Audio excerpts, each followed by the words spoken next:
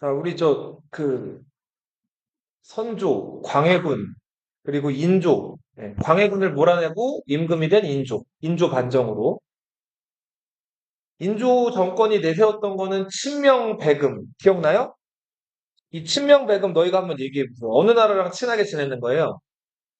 명나라랑 친하게 지내는 거죠. 그리고 배금은 어디랑 그, 싸우겠다는 거예요. 그쵸. 금은 금인데 어느 금? 후금이죠, 후금. 후금은 여진족이 세운 나라죠? 그죠? 네. 자, 근데 당시 명나라는 지는 해였고 후금은 뜨는 해였죠. 결국은 후금을 자극했다가 후금이 조선을 쳐들어온단 말이에요. 첫 번째 쳐들어와서 후금이랑 맞붙어 싸운 전쟁. 무슨 호란? 정묘호란이죠. 이 정묘호란 때는 후금 군대가 3만 명이 쳐들어왔는데 인조가 잡혔나요? 인조가 안 잡혔죠, 첫 번째는. 인조가 어디로 들어갔어요? 강화도로 숨어 들어갔죠. 자, 그래서 후금도 조선을 완전히 무릎 꿇릴 생각은 아니었고 겁만 주러 온 거기 때문에 조선이랑 외교 관계를 맺고 돌아가는데 조선이랑 어떤 외교 관계 맺었는지 기억나요? 형제 관계 맺었죠. 자, 그리고 나서 한참 지나서 후금이 더 국력이 강해져서 나라 이름을 한 글자로 바꿨어요. 뭐라고 바꿨죠? 청이라고 바꾸죠. 그죠? 그 다음에 그 당시 그 청나라의 임금이 스스로 중국의 황제를 칭하고 나서 조선에게 이런 관계를 요구했는데 무슨 관계 요구해왔어요? 군신 관계를 요구해오죠. 우리가 군주할게 너희 신하야. 자, 조선 입장에서는 이거 들어줄 수 없는 요구였죠. 오랑캐한테 어떻게 오랑캐를 군주로 모셔요. 자, 그래서 못 모시겠다고 하니까 청나라가 이번에는 제대로 쳐들어왔죠. 이때 청나라가 그 인조가 강화도로 저번에 숨어 들어간 걸 알아가지고 그 강화도로 들어가는 길목을 막아버렸죠. 그래서 그 추운 겨울에 인조가 강화도 못 들어가고 어디로 들어갔어요? 남한산성으로 들어갔죠. 자, 남한산성에서 45일 동안 버텼지만 결국은 먹을 게 떨어져가지고 항복을 했죠. 이때 어떻게 항복했는지 기억나요? 그죠? 인조가 성 밖으로 나와가지고 홍타이지가 이렇게 높은 재단 위에 앉아 있었는데 그 앞으로 가가지고 무릎을 꿇고 머리를 콱콱 찧었죠. 세 번 무릎 꿇고 9번 머리를 찧었죠. 삼괴 구고, 네, 삼괴 구고두. 자, 이렇게 굴욕적인 의식을 행한 다음, 이걸 삼전도의 굴욕이라고 하죠. 이 굴욕을 당한 다음에 임금은 인조는 안 잡혀갔죠. 대신에 인조의 큰아들이랑 둘째 아들이 잡혀갔죠. 큰아들 누구였어요? 소현세자. 둘째 아들 복림대군. 자, 근데 큰아들 소현세자는 청나라 가서 완전히 시각이 달라져서 왔죠. 청나라 그 머리 깎고 반발하는 오랑캐라고 무시만 했는데 가보니까 청나라 사람들 되게 똑똑하고 인구수도 얼마 안 되는데 중국을 다 지배할 정도로 통치도 잘했던 거예요. 그리고 당시 청나라 중국에는 유럽이나 서양 막 사람들이 와가지고 그 무역도 하고 있었고 여러 가지 문화 교류도 있었단 말이에요. 소현세자가 그 카톨릭 신부였던 아담샬 이런 사람들 직접 만나고 막 이랬다 그랬죠? 자, 그래서 소현세자는 완전히 좀 다른 생각을 가지고 조선으로 돌아오게 돼요. 근데 아버지 인조가 그거 좋아했어요? 안 좋아했어요? 안 좋아했죠. 자, 그래서 소현세자가 귀국한 지 5일 만에 의문의 죽음을 당하죠. 죽었을 때 얼굴이 막 까매지고 얼굴에 있는 일곱 구멍에서 막 피가 나왔다고 한 기록이 있잖아요. 그리고 더 의심스러운 거는 소현세자가 죽은 다음에 소현세자 아내였던 강빈도 영모 사건으로 죽게 되죠. 그리고 소현세자의 셋 있는 아들들도 제주도로 유배를 갔다가 두 명은 전염병 걸려서 죽고 막내만 겨우 살았다 그랬죠. 이렇게 소현세자와 소현세자 집안 사람들이 비참하게 다 죽고 형이랑 같이 이제 청나라 끌려갔던 복림대군. 이 복림대군이 아버지 인조의 강력한 의지로 인해서 세자가 됐어요. 자, 이 복림대군이 왕이 됐는데 그 왕 누구였죠? 효종이죠, 효종. 효종은 형이랑 같이 청나라 갔는데 형이랑 좀 다른 생각을 가지고 왔어요. 자, 우리 청나라에 대한 그 굴욕이나 치욕을 씻고 원수를 갚자고 아버지 그 생각을 한 거죠. 그래서 북쪽을 정벌하자. 무슨 론? 네, 북벌론이 그 대두하게 되죠. 근데 실제로 북벌을 할 만한 국력이 됐어요, 안 됐어요? 안 됐죠. 그래서 결국은 청나라가 요청하는 대로 청나라와 힘을 합쳐가지고 오히려 어디를 공격하러 들어가요? 그죠? 러시아를 당시에 뭐라고 불렀죠? 나선이라고 불렀죠? 이 나선 정벌 가서 조선 군대가 맹활약했다 그랬어요. 그리고 그 맹활약했던 부대를 이끌었던 장군이 누구였다고요? 신유 장군이었죠, 그죠? 효종 때는 누가 정치를 주도했냐면 산림이라는 사람들이 정치를 주도했어요. 자, 보세요. 우리 조선 초기 때 그 정치를 이끌었던 사람들을 뭐라고 불렀죠? 사림이라고 불렀어요. 사림. 사림은 선비사자에 수풀림자예요. 이 사람들은 공자와 맹자의 학문. 뭐죠? 그쵸. 유교. 유학을 열심히 공부한 사람. 유학이 어떤 학문이라고요? 공자와 맹자의 학문.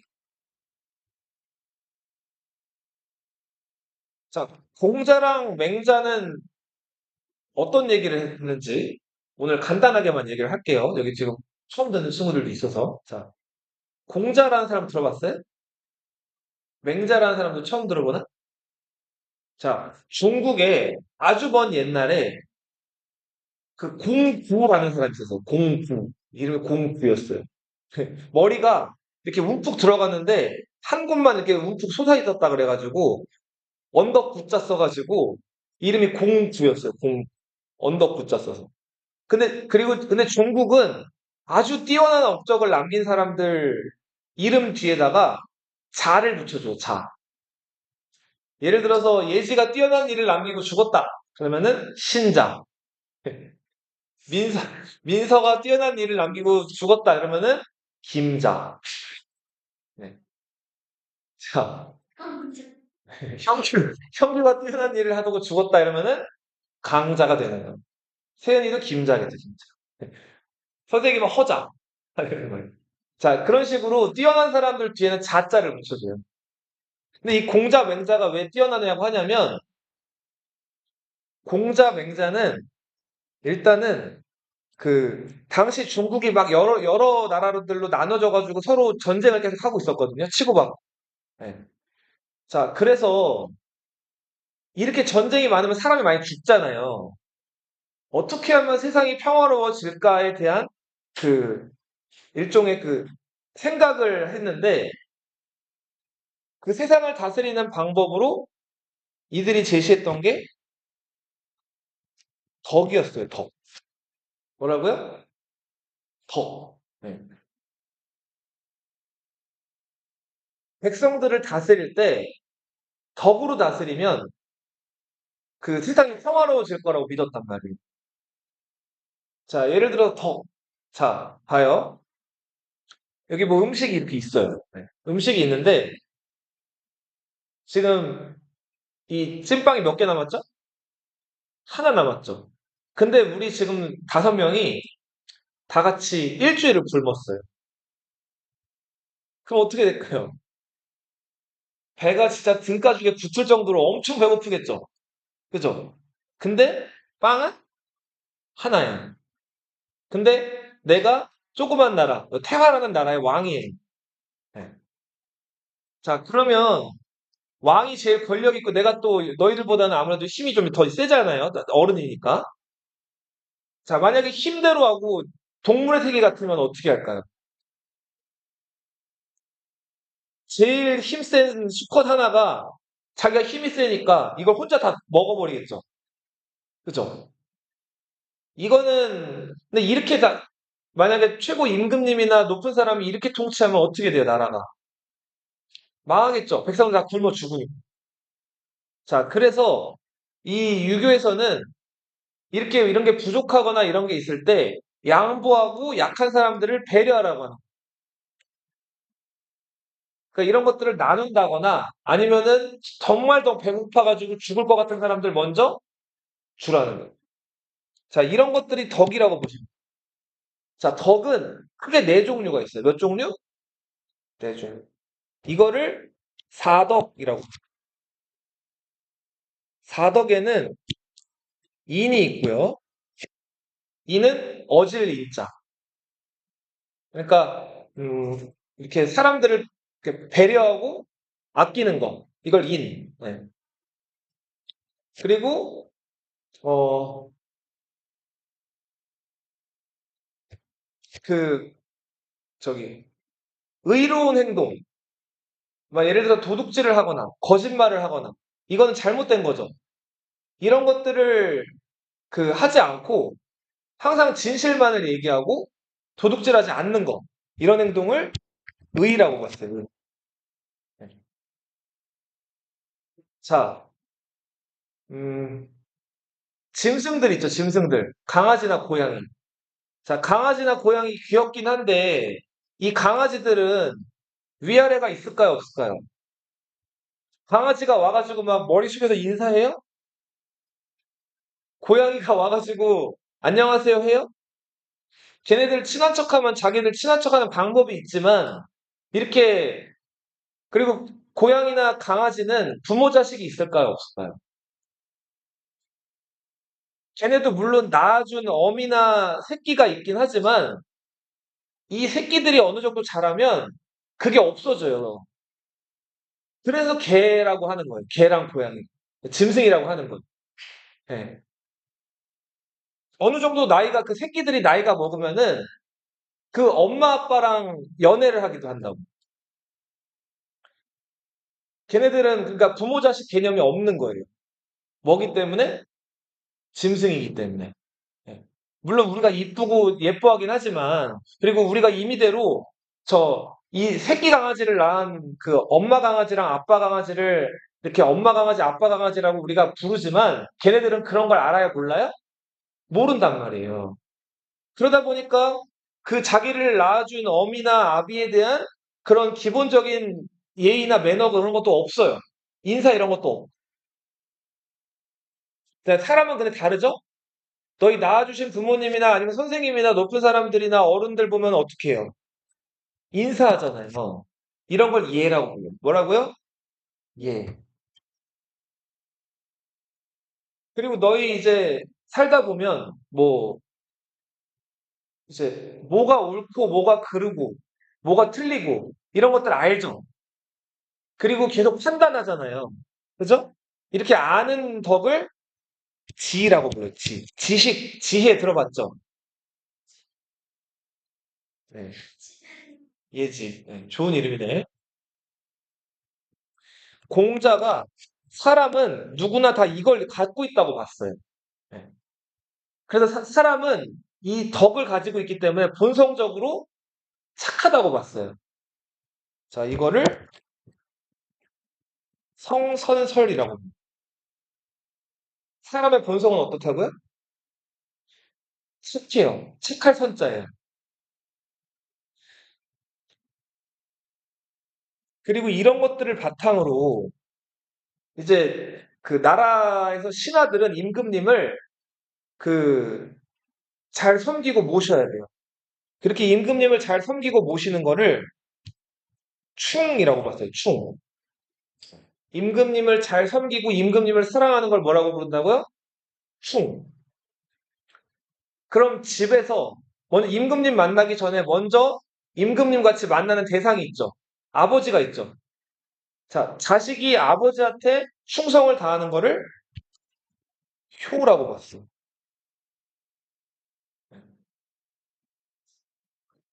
결혼하면 부부가 있죠.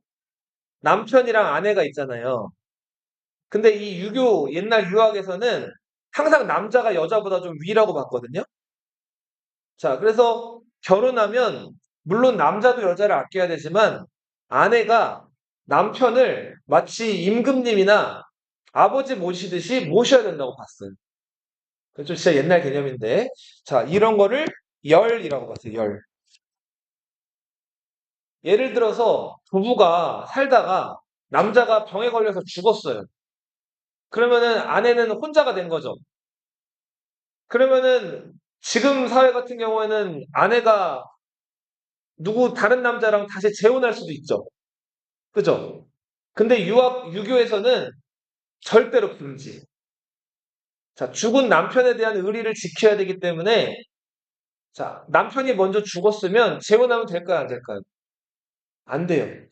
그리고 혼자 늙어 죽어야 돼요. 자식들 키우면서. 그래서 이 열을 잘 지킨 여자를 열녀라고 불렀어요. 뭐라고요? 열녀. 그리고 충성스러운 신하들을 충신. 부모님한테 그 효를 잘 하는 사람들을 효자 이렇게 불렀단 말이에요. 효자, 효녀. 이게 다 공자 맹자가 딱 정립한 유교, 유학이라는 학문의 기본적인 틀이에요. 맹자는 여기서 한 단계 더 나아가가지고, 자, 봐봐. 공자는 사람한테 다 사덕이 있다고 믿었죠. 이 사덕이 있다는 증거를 제시했어요. 자, 단서라는 얘기 들어봤어요? 어떤 사건의 실마리, 단서 이런 얘기 들어봤어요? 사덕의 증거를 사단이라고 해서. 자, 그럼 볼게요. 선생님 봐봐.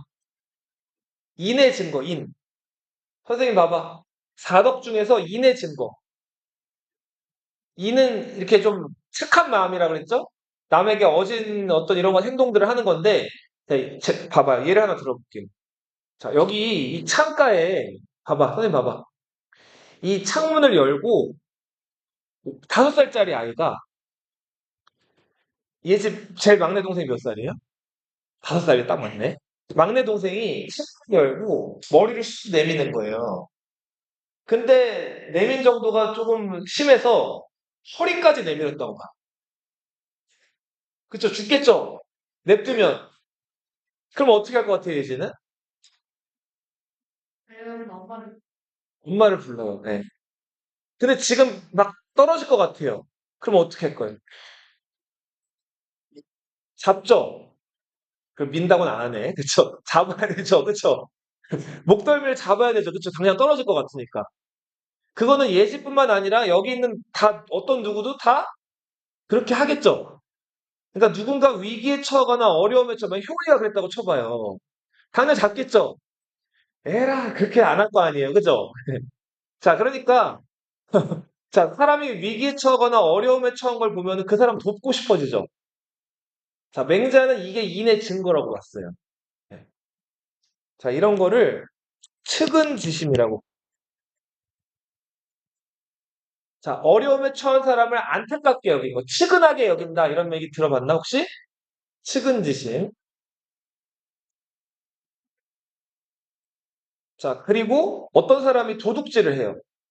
거짓말을 했어요. 자, 이런 거는 옳지 못한 행동이죠. 의롭지 않은 행동이죠. 이런 걸 보면은 어떤 생각이 들어요? 나도 그래야겠다. 그런 생각이 들어요? 그렇지 않죠. 저러면 안 되는데 라는 생각이 들잖아요. 그죠? 저렇게 악하고 의롭지 못한 행동들을 부끄러워하는 마음을 수지심이라고 부르죠. 오는 이제 악하다라는 뜻이에요. 악한 거를 근심한다 뭐 이런 뜻이에요. 그리고 예를 들어서 자 마시는 음식이 있어요. 자 음식이 있는데 식기가 없어요. 숟가락 젓가락이 없어. 자 근데 너무 배가 고파요. 그러니까 자 막 손으로 누가 뭔가를 집어 먹어요. 자 너희들 그렇게 해요? 안 하죠. 웬만하면 식기나 이런 것들 준비해가지고 먹잖아요. 그죠? 자기 본능적으로 뭔가 먹고 싶은 거를 바로 그대로 실시를 한 거예요? 아니면 억제한 거예요? 먹고 싶지만 식기가 없기 때문에 좀 참았다가 식기를 구해서 먹는 거죠. 그죠? 이렇게 본능을 그대로 표현 안 하고 뭔가 절제해가지고 짐승은 근데 그렇게 해야 안 해요. 강아지를 배고프면은 사료통 같은 거 넣으면 어떻게 돼? 고개 쳐먹고 막 먹죠. 다 묻히고. 그죠? 근데 너희는 그렇게 안 하잖아요. 이런 거를 사양지심이라고. 이게 예의 증거라고 하는. 아무리 배고프고 아무리 자기가 힘들고 어떻게 해도 기본적으로 사람은 그런 것들 갖추잖아요. 그죠? 자, 그리고 자, 뭐 옳고 그름, 잘못되고 옳은 것들 이런 것들을 구별하고 분별할 수가 있죠. 자, 예를 들면은 지각을 하면 돼요, 안 돼요? 안 되죠. 그죠? 자, 그리고 뭐 학교를 땡땡이 치면 돼요, 안 돼요? 안 되죠. 자, 그런 것들 옳고 그름, 선과 악을 구분할 수 있는 지혜나 지식이 있죠. 이런 거를 시비지심이라고. 자, 요렇게 사람의 본성에 대해서 연구하고 생각한 이런 학문을 유학이라고 부르고, 이 유학에서 강조하는 것들 지금 쭉 배웠죠? 인의, 예지 이런 것들, 충효, 열. 네. 자, 이런 공자, 맹자가 자기 제자들이랑 이렇게 나눈 대화들을 모아놓은 여러 책들이 있는데, 선생님 봐봐. 자, 논어, 공자가 자기 77명의 제자들이랑 질문하고 응답한 걸 모아놓은 책이에요. 맹자. 맹자가 남긴 기록, 맹자가 여러 왕들이나 사람들이랑 나눈 대화들을 모아놓은 책이에요. 맹자. 대학, 중용. 자, 이게 사서라고 불리는 책들이에요. 사서. 그리고 오경이라는 책이 있어요. 옛날 주나라 때, 중국에 주나라라는 나라가 있었는데, 주나라 때 시를 모아놓은 책이 시경. 너희 혹시 그 교회 다니는 사람 있어요? 교회나 성당? 가면 두꺼운 책 있죠? 무슨 책이에요? 성경책 있죠? 성경책은 하나님, 예수님이 남긴 말씀들을 기록해 놓은 책이죠. 그죠? 이런 것들 아주 옛날부터 전해져 내려오는 그런 신성한 책들을 경전이라고 불러요. 두껍죠, 굉장히. 공자나 맹자나 아니면 그의 제자들이 남겨놓은 책들, 그리고 그들이 모아놓은 시들을 모아놓은 경전을 시경이라고 불러요. 시경. 그리고 시는 짤막짤막하죠. 근데 이제 긴 문장으로 된 거 산문이라고 하는데 그 산문집을 서경. 자, 그리고 별자리 보고 사람 운수 점치고 미래 예언하는 관련된 책을 주역. 공자가 노나라, 자기 출신 나라의 역사를 춘하, 추동. 춘이 계절로 뭐예요? 지금인데, 춘. 봄이죠, 봄. 하가 뭐예요, 하? 춘하. 하가 여름이죠. 추가 언제예요? 가을 추자죠. 동은 겨울이죠, 겨울. 노나라의 역사를 춘하, 추동, 변화를 기록한 춘추. 그리고 예법에 관한 기록, 예기. 이게 5권의 경전이에요. 자, 서양에 기독교 성경이 있다면 중국과 동양에는 이 9권의 책이 성경 같은 책이에요. 사서와 몇 경? 5경. 자, 기독교에 성경이 있다면 중국은 뭐라고요? 중국과 한국은 사서와 5경.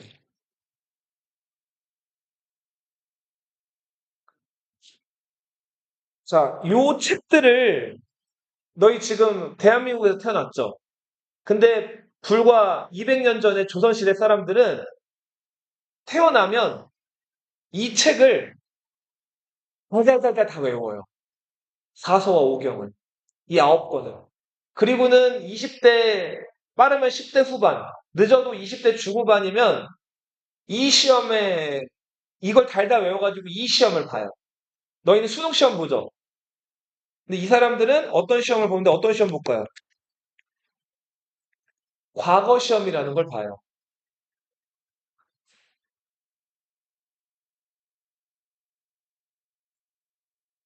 그게 다 공자, 맹자가 남긴 말씀을 외워서 시험 보는 거예요. 이 시험에 합격을 하면 나라에서 이제 그 공무원이 될 수가 있어요. 관직에 나갈 수가 있는 거예요. 지금 공무원이랑은 차원이 다른 게 지금은 직업이 많죠. 공무원 말고도 회사 들어갈 수도 있고 하잖아요. 근데 옛날 옛적에는 직업이 별로 없어요. 농사 짓는 거 아니면 그쵸. 농사 짓는 거 아니면 물건 사고 팔거나 하는 건데 조선시대 때 과거 시험에 합격하면 이제 관직에 나가는 거예요. 그 나라에서 이제 그 돈도 받고 땅도 받고 하는 건데 지금과는 비교할 수 없을 정도로 과거 시험에 합격하면 대우를 잘 받았다는 거예요. 자, 이 과거 시험 열심히 공부해가지고 조선시대에 과거 합격해가지고 벼슬에 나간 사람들을 사림이라고 불렀어요. 조선 전기까지 이 사림들이 계속 과거 시험 봐가지고 조선을 이끌어 왔어요. 그러다가 자 이제 임진왜란이 있었죠. 그리고 우리 저번 시간에 배운 뭐 정묘우란, 병자호란이 또 있었죠. 두 번의 난리를 무슨 난리라고 불렀어요? 두 글자로 양난이라고 불렀죠. 자 양난 이후에 완전히 큰 변화가 생겼는데 자 조선이 그동안 오랑캐라고 무시하고 멸시했던 청나라한테 이겼어요, 졌어요?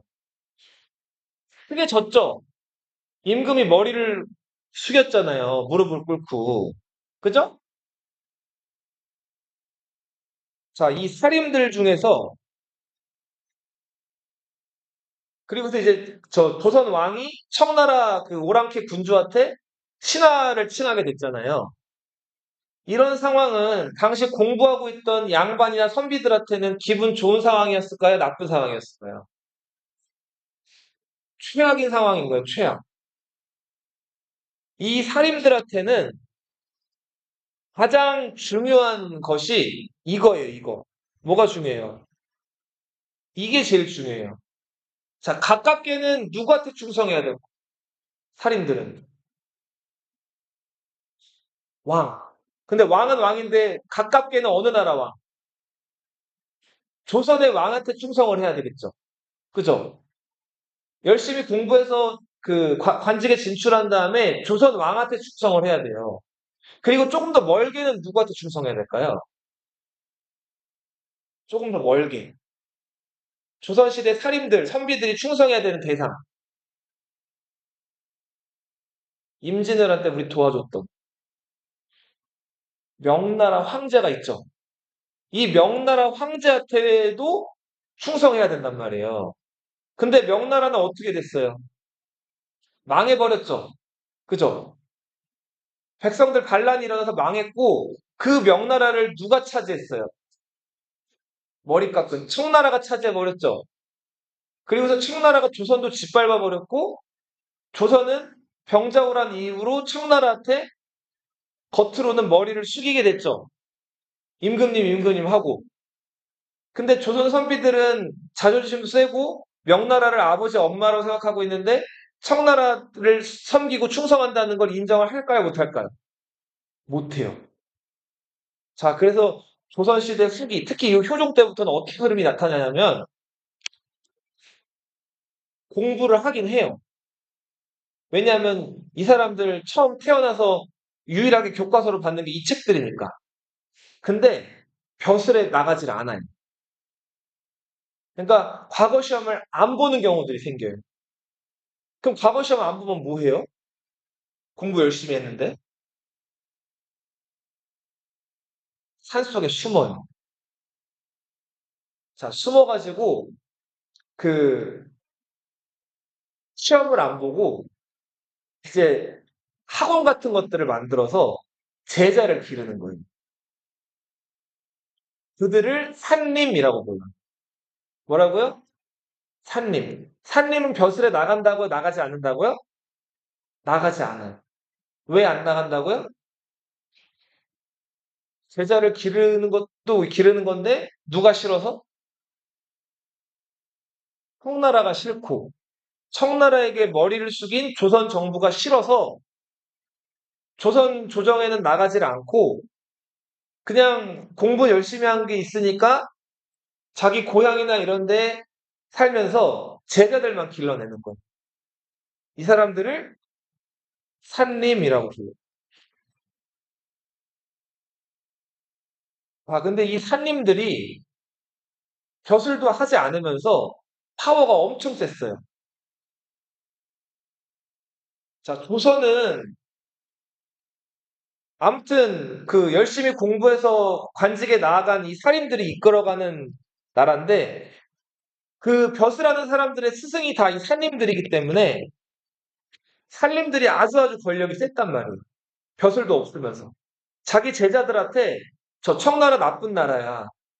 지금 저 왕은 지금 저 청나라한테 머리를 숙였기 때문에 지금 원래는 잘못한 거야. 그러니까 그런 점을 너희가 나중에 시험 봐가지고 벼슬에 나가면은 왕한테 얘기해 줘야 돼.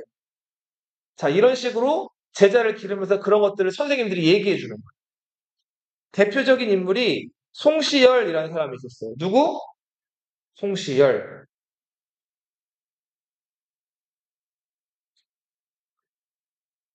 자, 이 송시열은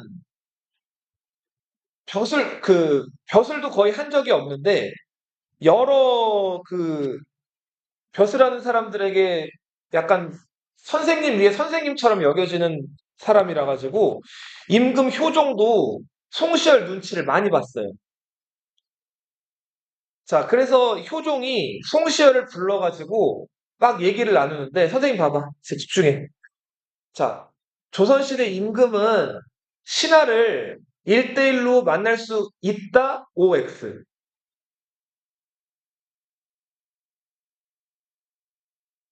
원칙적으로는 X예요. 자, 그럼 1대1로 못 만나면은 1대 몇으로 만날까요? 자, 내가 임금님이고 형규가 신하예요. 그러면 무슨 형규가 나한테 전할 일이 있어가지고 나를 만나러 오면 둘이만 만나는 게 아니라 임금인 나와 신하인 형규의 이야기를 누군가 기록하는 사람이 옆에 동석을 해요. 이런 사람들을 사관이라고 합니다. 사관은 사는 역사할 때 사자고 관은 관리할 때 관자. 그러니까 임금과 신하의 이야기를 누군가 옆에서 적는 거예요. 그쵸. 따지고 보면 감시죠. 그래서 임금님이라고 아무거나 할 수 있는 게 아니에요. 누구를 개인적으로 만나지도 못해요. 임금님이 유일하게 혼자일 수 있는 시간은 언제일까요? 잘 때밖에 없어요. 잘 때도 그 방 바깥에는 임금님을 지키거나 임금님 명령을 이제 항상 대기하고 있는 그 내시들이나 궁녀들이 항상 있단 말이에요. 그래서 혼자 있는 시간이 거의 없다고 봐야 되는 사람이 누구라고요? 임금이라고. 근데 효종이 이 살림 중에서 명망이 높은 인기가 많은 이 송시열을 1대1로 만나요. 그 다른 사람들 다 물리치고 역사 기록하는 사람들 다 물리치고 혼자 만난다. 이렇게 둘이 만나는 거를 독대라고 불러요. 독대. 신하랑 임금이 1대1로 딱 만나는 거. 자, 송시열과 효종이 독대한 자리에서 무슨 얘기를 나눴을까요? 이게 지금 기록이 없겠죠. 근데 송시열이 효종이 죽은 다음에 한참 뒤에 나랑 임금님이랑 한 대화가 이런 대화였다라는 기록을 남겼어요.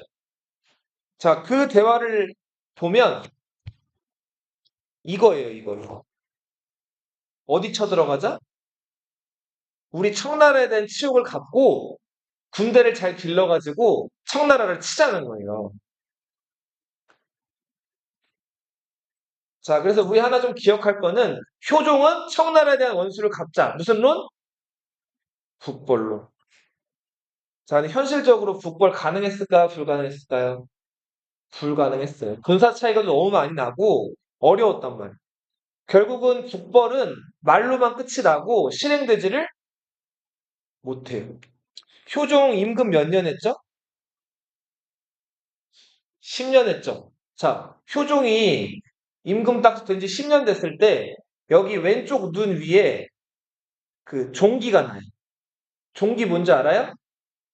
이렇게 뾰루지 같이 이렇게 난 이런 무릎 혹 같은 건데 자, 이게 이렇게 신체 바깥으로 이렇게 돌출이 되면 그거 좋은 걸까요? 안 좋은 걸까요? 안 좋은 거란 말이에요. 그거 요즘에도 뭐가 나잖아요.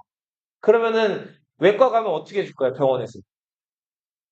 그거 칼로 짠 다음에 딴단 말이에요. 마취하고. 근데 이 종기가 조금씩 커지는 거예요. 자, 그 내버려 두면 될까요? 안 될까요? 안 되겠죠. 근데 당시 의술은 그런 거 째고 따고 하는 거 있어요? 없어요? 없죠. 저, 자, 우리 지금은 다 저 병원 가면 하얀 가운 입은 그 서양 의학을 배운 의사들이 있죠. 근데 이때는 그런 의사들이 없고 다 한의사들이란 말이에요. 한의원 가봤어요? 한의원 가면 어떻게 치료하고 병원 운영해요? 침을 놓죠, 침. 침 놓는 거 본 적 있어요? 침 놓거나 뜸 뜨거나 한약 먹거나 이래요. 뭐 외과 수술 하듯이 뭐 칼로 째고 이런 거 해요, 안 해요? 안 한단 말이에요. 효종이 여기 종기가 났는데, 자, 당시 어의는 임금님 그 주치의라 그랬죠? 어의 허준 얘기했잖아요, 저번에. 자, 어의였던 신각이란 사람이,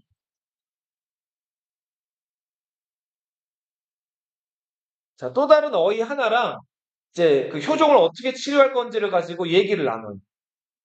자, 신각이 말고 다른 어의는 저거 그냥 좀 내버려 둬야 된다는데요. 근데 신각이는 침으로 그 종기를 따야 된다 그래요.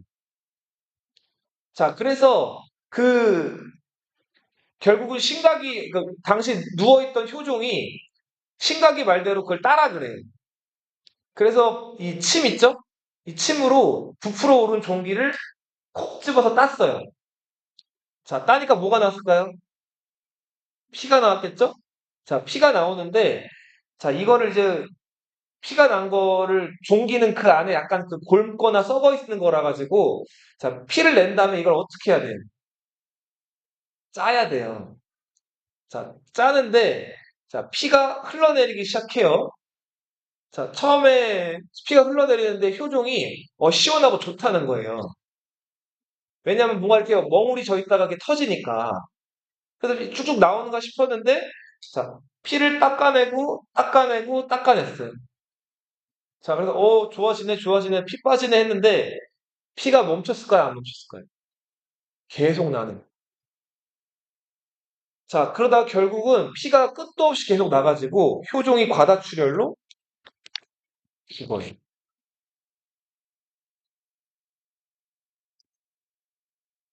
자, 이렇게 효종이 죽었어요. 그리고 효종이 죽었기 때문에 장례식을 치르려고 하는데, 사람이 죽으면은, 특히 임금이 죽으면은 관에 넣고 묻죠? 자, 효종의 시체를 담을 관을 마련했는데, 효종을 넣으려고 그랬더니, 효종이 어깨가 좀 넓었다 그래. 그 관에 안 들어가는 거예요, 시체가. 그래서 그 관 안에 널빤지 같은 걸 더 대가지고 아무튼 관을 좀 이렇게 늘려가지고 효종을 겨우겨우 넣었다 그래. 자, 그 다음에 장례를 마쳤다고 하죠. 자, 안에 이제 중요한 사건이 있어요. 효종이 죽었을 때 56페이지 보세요. 자, 조선시대 때는 공자, 맹자의 유학을 열심히 공부하는 시대라고 그랬죠. 선생님 봐봐. 선생님 봐봐. 자, 그 유학에서는 사람이 태어나서 때가 되면 해야 되는 네 가지 행사를 강조했어요. 자, 유학에서 강조하는 행사. 관, 혼, 상, 제가 있어요. 관혼상제가 뭘까요? 관이 뭘까요? 관. 이게 다 례가 들어가죠. 혼례, 상례, 제례. 관례가 뭘까요? 관례. 관례. 이 관자가 뭘까요? 이게 갓이거든요. 갓. 갓이 뭔지 알아요? 양반들 쓰는 그 모자 있죠. 이렇게 된 거. 갓 관자예요. 자, 근데 갓을 쓰기 전에 머리를 먼저 정리하거든요. 남자들. 조선시대 어린아이들 사극에서 본 적 있어요? 너희 나이 또래 아이들? 어떻게 하고 다니는지 알아요? 남자나 여자나 다? 머리 댕기머리 하고 다녀요. 머리를 이발을 할까요? 안 할까요? 자를까요? 안 자를까요? 안 잘라요. 왜 안 자르겠을까요? 효를 강조한다 그랬죠. 효에서는 신체 발부, 수지 부모. 이게 뭔 얘기냐면 머리카락 한 올이라고 해도 다 이거 누가 주신 거예요? 부모님이 주신 거죠. 그래서 몸의 조그만 부분이라도 손상시키지 않는 걸 강조했단 말이에요. 그래서 머리를 막 깎거나 이렇게 해요, 안 해요? 절대 안 해요. 몸을 되게 소중히 여기는 것도 효라고 봤단 말이에요. 그래서 어린 아이들을 남자든 여자든 할 것 없이 머리를 안 깎아요. 그럼 머리가 길겠죠? 그 머리를 어떻게 한다고요? 묶는 거예요. 닦는 거예요, 이렇게. 그렇죠. 그러다가 이제 15살이 돼요. 15살이 되면 이제 어느 정도 어른이 됐다고 봐가지고 남자애들은 머리를 푼 다음에 여기다가 머리를 이렇게 묶어요. 이렇게 똥머리처럼. 이거 뭐라고 했죠? 상추라고 했죠? 이 상추를 틀게 되면은 이렇게 돼 있는 모자 쓰기 좋죠. 이제 갓을 쓸 수 있게 되는 거예요. 이렇게 상추 트는 거를 성인식이라고도 하고 이거를 갓을 쓰는 예라 그래서 무슨 예라 그래요? 관례라고. 그리고 이제 때가 되면은 남자 여자가 크면은 뭘 해요? 결혼을 하죠. 혼례를 치러요. 혼례. 자, 그리고 이제 자식 낳고 잘 살다가 부모님이든 누구든 돌아가시면 그 돌아가신 다음에 부모님 이제 묻어드려야 되죠. 그죠? 그거를 장례식 들어봤죠? 장례라고도 하고 누구 돌아가신 거를 상을 당했다 이렇게 표현하거든요. 네. 너희 그 초상집이라는 얘기 들어봤어요? 이 장례는 여러 절차가 있는데 만약에 처음에 누가 돌아가셨으면은 그 장례식장 마련하죠. 그다음 손님들 오라고 그 마련하잖아요. 식사하고 가고 뭐 그 사람을 이게 영정사진에다가 절하라고 가라고. 그죠? 그걸 초상집이라고 부르고 이제 상례라고 하는 거예요. 상례, 장례식이라고 보시면 되죠. 제례는 뭘까요? 제례. 자, 누가 돌아가시면 그 돌아가신 날로부터 딱 1년 됐을 때 그 돌아가신 분 기념하면서 그 돌아가신 분 영혼이 와가지고 음식 먹고 가라고 음식 차려놓고 절하는 거예요. 그 제사 지낸다고 하는데 들어봤어요? 그걸 제례라고. 이게 다 유교, 그 방금 얘기했던 그 유학에서 강조하는 것들이에요. 자, 조선시대 지금 효종이 죽었어요. 자, 왕이 죽었기 때문에 상례를 치렀겠죠? 자, 왕의 상례예요. 이제 가장 중요한 일인데, 자, 너희 그 장례식장 가본 적 있어요? 없나요? 자, 누구 돌아가시면 요즘은 그 장례식장에 남자들이든 여자들이든 어떤 색깔 옷 입고 있어요? 검은 색깔 옷 입고 있죠. 이게 상복이잖아요. 그죠? 네. 그리고 요즘에는 많이 사라지긴 했는데 가끔 장례식장 보면은 그 양복 입으신 분들 머리 위에다가 모자 같은 거 쓴 거 혹시 본 적 있어요? 이렇게 된 모자?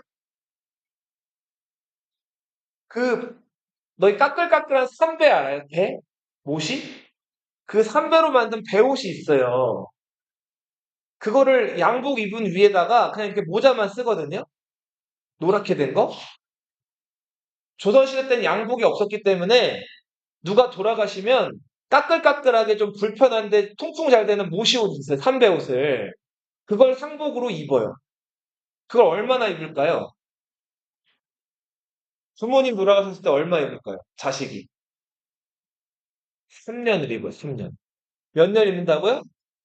3년. 이게 그 유명한 3년 상의. 자, 부모님 돌아가시면 자식이 장례식 때 입는 그 까끌까끌한 상복을 몇 년 입는다고요? 3년을 입어요.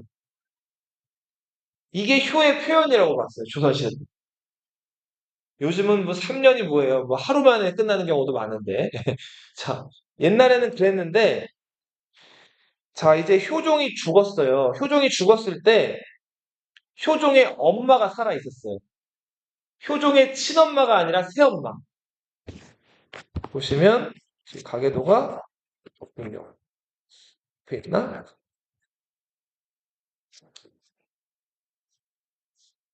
자, 앞에 51페이지 보세요. 자, 지금 복림 인조가 인여랑후 한씨와의 사이에서 큰아들 소현세자 낳고 둘째 아들 복림대군 낳죠. 근데 소현세자는 어떻게 됐어요? 금방 죽었죠. 그리고 둘째 아들이었던 복림대군이 효종으로 즉위했죠. 그죠? 자, 근데 엄마 인여랑후 한씨는 아직 효종이 왕이 되기 전에 죽어요. 근데 이 종전 자리 비울 수 있다 그랬어요? 없다 그랬어요? 왕비 자리 비울 수 없죠. 그래서 인조가 두 번째 왕비로 맞아들인 계비가 이 사람이에요. 누구? 따라 읽어보세요. 장렬왕후 조씨. 자, 효종이 왕이 됐는데 이 장렬왕후 조씨는 효종한테는 엄마죠. 근데 어떤 엄마예요? 새엄마죠. 근데 효종이 5살이 더 많아요. 그러니까 엄마보다 5살 연상이에요, 효종이. 새엄마가 5살 어려요, 효종보다. 그래서 효종이 죽었을 때 새엄마가 아직 멀쩡하게 살아있었단 말이에요. 효종도 되게 40대 초반에 일찍 죽었기 때문에. 자, 그래서 이 장렬하고 조씨 입장에서는 자기가 낳은 아들은 아니지만 아들이 죽은 셈이 된 거죠. 그쵸? 자, 봐요. 여기서 좀 복잡해요. 봐봐, 선생님 봐봐. 조선시대 예법에서 아들 중에서 자, 이제 큰아들이 죽었을 때랑 둘째 아들이 죽었을 때랑 부모가 상복 입는 기간이 달라요. 자, 지금 근데 그 장렬하고 조씨에게는 효종은 자기가 낳은 아들은 아니지만 큰 아들이에요, 둘째 아들이에요. 둘째 아들이죠, 둘째 아들. 그죠? 자, 둘째 아들이 죽었을 경우에는 부모가 상복을 1년 입어야 된다는 조항이 있어요. 둘째 아들 죽었을 때는 상복을 몇 년 입는다고요? 1년. 자, 큰아들이 죽거나 아니면 왕이 죽었을 때는 상복을 3년 입어야 된다는 조항이 있어요. 그죠? 2년이나 차이가 나는 거죠. 자, 당시 인조 반정을 이끌었고 인조 때부터 효종 때 계속 그 정치를 이끌어오던 서인들은 이 장렬하고 조씨가 1년복을 입어야 된다고 주장을 했어요. 그러니까 효종은 왕이라는 거, 자, 왕이라는 게 먼저인 거예요? 둘째 아들이라는 게 먼저인 거예요? 둘째 아들이기 때문에 1년을 입어야 된다. 남이는 효종은 둘째 아들이기 전에 먼저 우리가 모셨던 뭐다? 왕이다 이렇게 얘기합니다. 자, 그래서 효종이 죽었을 때 이 장렬하고 조씨, 새엄마가 상복을 1년 입어야 되는지 3년 입어야 되는지 예법에 관한 신하들끼리 논쟁이 벌어져요. 이게 예속 논쟁이에요. 무슨 논쟁? 예속 논쟁. 자, 이거 누가 이겼을 것 같아요? 얘네가 이기네. 자, 인조반정 때부터 계속해서 정치를 이끌어왔던 세력이 누구라고요? 자, 그래서 첫 번째, 효종이 죽었을 때는 효종을 둘째 아들로 쳐가지고 상복을 3년을 안 입고 1년을 입어요. 자, 그 다음에 시간이 지나서 효종의 부인이었던 인선왕후 장씨. 인선왕후 장씨가 또 죽어요. 근데 이 장렬왕후 조씨, 그러니까 인선왕후 장씨로 치면 이 장렬왕후 조씨는 뭐가 돼요? 남편의 엄마니까. 시어머니죠, 시어머니. 이 장렬왕후 조씨가 그때도 살아 있었어요. 자기 며느리보다도 젊었기 때문에. 자, 이때도 장렬하고 조씨가 상복을 얼마나 입을 건지 가지고 또 논쟁이 벌어져요. 자, 서인들은 인선왕후 장씨는 둘째 아들의 부인, 며느리다. 그래서 9개월을 입어야 된다고 주장하고, 남인들은 무슨 소리야? 효종은 우리가 모셨던 왕이고, 인선왕후 장씨도 우리가 모셨던 왕비야. 그러니까 둘째 아들 며느리 그런 얘기 하지 말고 왕비의 예로서 상복을 1년 입어야 돼. 이렇게 얘기를 한 거예요. 자, 여기서도 서인이 우세한가 싶었는데, 자, 이번에 결정적인 사람 하나가 남인 편을 들어요. 그렇게 해서 1년설이 채택이 되는데, 그 결정적인 사람이 누구였을까요? 송시열은 서인 쪽 인물이요. 자, 봐요. 효종 아까 죽었다 그랬죠? 효종 죽은 다음에 누가 왕 됐을까요? 현종이 왕이 돼요. 효종 다음에. 현종 왕이 됐다는 건 효종이 죽었기 때문에 현종이 왕이 된 거죠. 자기 아버지 뒤를 이어서. 근데 현종 입장에서 듣고 보니까 이게 좀 열받는 거예요. 자꾸 서인들이 자기 아버지 보고 뭐래요? 왕이기 이전에 인조 임금의 둘째 아들이라고 하는 거예요. 지금 자기 아버지 정통성을 인정을 하는 거예요, 안 하는 거예요? 안 하는 거죠. 자기 아버지가 큰아들이 아니라는 거를 자꾸 그걸 꼬집어 들어가는 거잖아요, 서인들이. 현종 입장에선 기분 좋아요, 나빠요? 나쁘죠. 근데 왕이 된 직후라서 처음에는 그 서인들이나 이런 신하들 눈치를 보느라고 어쩔 수 없이 아버지 둘째 아들이라서 1년 입어야 되는 거를 동의를 했단 말이에요. 근데 시간이 한참 지나가지고 현종의 어머니가 돌아가셨어요. 인선왕후 장씨가. 근데 이번에도 서인들이 자기 엄마를 왕비로 여기질 않고 둘째 아들의 며느리로, 둘째 아들의 부인으로서 장례를 치르자는 거예요. 상복을 입자는 거예요. 현종 입장에서 기분이 많이 나빴겠죠? 현종이 이번에는 남인 편을 들어요. 그래서 결과적으로 효종이 죽었을 때와 효종의 부인이 죽었을 때 둘 다 상복을 몇 년 입어요? 1년을 입어요. 이게 조선시대에 벌어진 예법에 관한 논쟁, 예속 논쟁. TMI 말씀드리면 효종은 인선왕후 장씨와의 사이에서 일남 6녀가 있었어요. 아들 하나, 딸 몇 명? 6명. 그 유일한 외아들이 누구예요? 현종이었어요, 현종.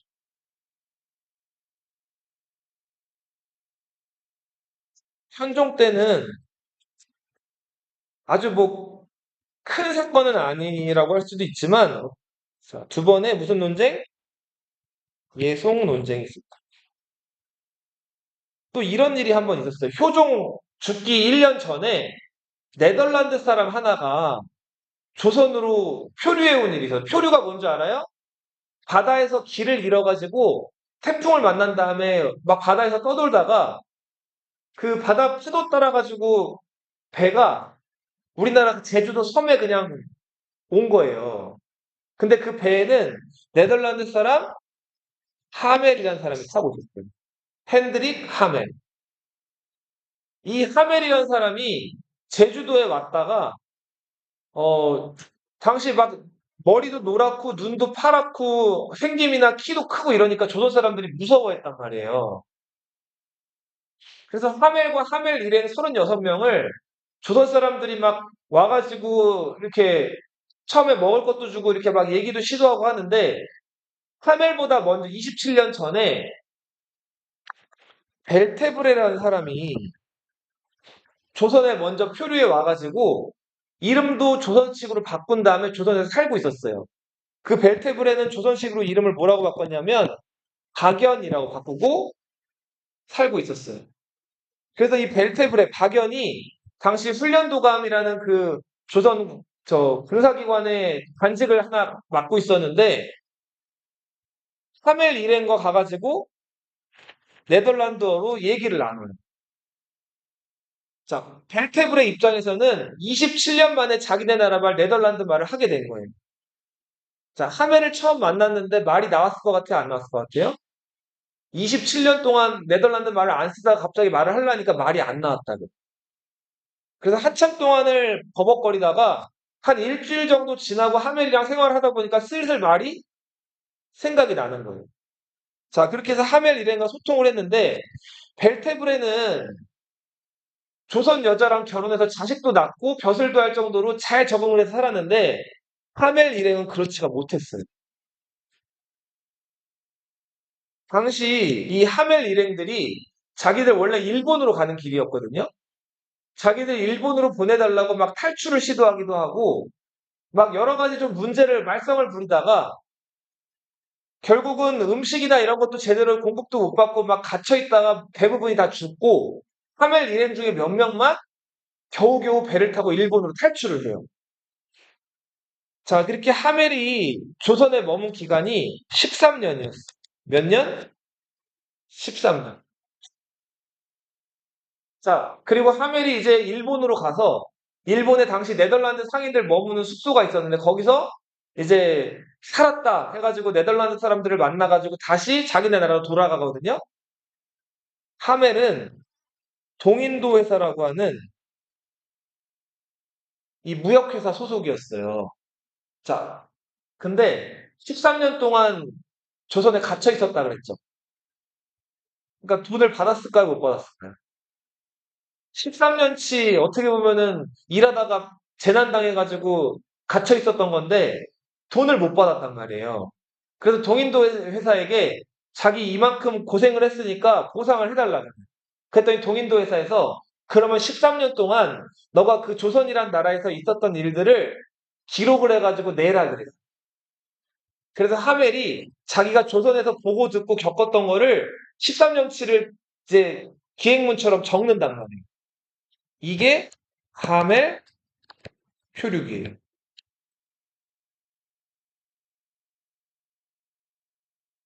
근데 하멜이 조선에서 좋은 일을 겪었다 그랬나? 안 좋은 일 겪었다 그랬죠. 자, 그래서 하멜이 굉장히 조선에 대해서 부정적이고 안 좋은 기록들을 많이 남겨놨어. 자, 오늘은 여기까지 할게요. 현종까지 봤어요.